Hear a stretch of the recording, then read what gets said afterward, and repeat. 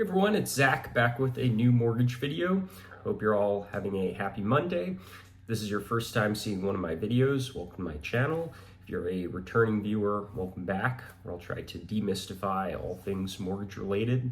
If you find this content helpful, please like and subscribe. So on today's Monday mortgage market update, I want to talk about the government shutdown, how that's affecting the reports that usually drive mortgage rates, and what I would expect from things while the government is shut down. The big thing that this government shutdown affected is last Friday was supposed to be the next BLS jobs report.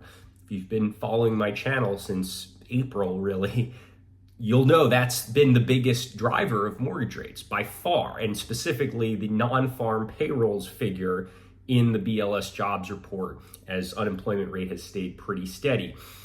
So this report didn't come out because the BLS is a government entity. So what was interesting and not all that surprising is the market shifted to focusing on ADP employment, which is a little different. It measures kind of the same thing as non-farm payrolls, but for private companies versus both public and government companies, which the non-farm payrolls figure takes into account. So the ADP employment report typically is a decent market mover, but since the passing of the tariffs, it has not been really focused on at all, even when it's missed the expectations. So this month, it did miss the expectations quite a bit. It was expected to go up by 45,000. Instead, private payrolls declined 32,000. So a miss of 77,000 is pretty substantial. On top of that, like with the BLS jobs report a couple months ago, the previous month's ADP employment report was revised downwards quite a bit. So it was definitely a weaker report, but like I said, this ADP has not been very relevant for mortgage rates recently. So the fact that it did lead to an improvement in mortgage rates is an indication the market was really just gravitating to whatever data there is, knowing that we're not going to get the report that the markets really want to see. So I would expect that to continue as long as this government shutdown continues. The markets, prediction markets, are expecting 50-50 proposition whether this government shutdown will last past the middle of October.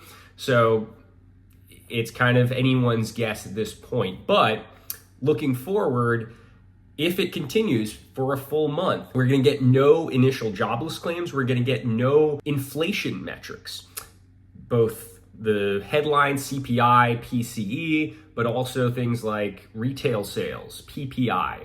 Those smaller reports are all encompassed under government and would therefore not be released. So we would be in a position, and this is not to say that mortgage rates will not change while there's no data. They absolutely will, but it's hard to say what's going to move the needle because we're not going to get a substantial report, as substantial as even this ADP employment report, until the beginning of next month. So my guess is that until that report comes out, we're going to get a lot of market movement based on either major economists or Fed members saying statements. One of the key dates to look at is October 29th. That's the next Fed meeting. And right now, the markets are very strongly on the side of us seeing another quarter point Fed rate cut at that meeting. Almost a 95% probability of that versus a rate pause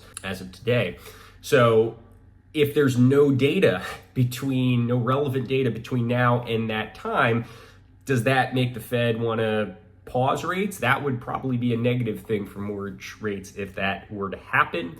Or are they just going to focus on ADP employment and go off of that to make their decision? Even without the government shutdown, there were not going to be a lot of important reports coming out this week anyways.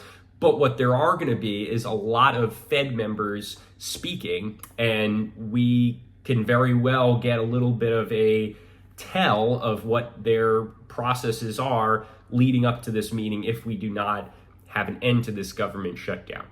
Worth mentioning, the Federal Reserve is not technically employed by the US government, so they are kind of their own entity. So this government shutdown does not mean that the Fed would not meet at the end of this month and make their rate decision, even if the government is still shut down at that point. As always, if you have any questions or comments, shoot them below, or feel free to call, text, or email me. But thanks for tuning into this one, and I will see you next time.